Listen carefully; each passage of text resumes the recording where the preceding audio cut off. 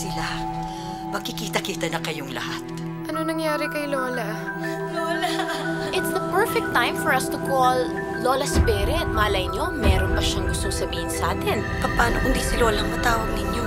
Bakit niyo sinira ang Ouija board na hindi pa niyo natatapos ang Spirit of the Glass?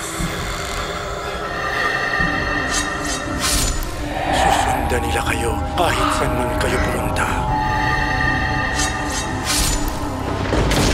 Sinira niyo kaisa-isang pintuan na gagamitin niya para siya makabalik sa kanyang pinanggalingan.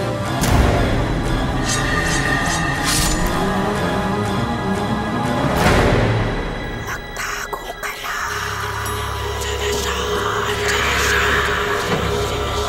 Andiyan na siya. Ate! Ate, maawa ka! Magtago ka lang.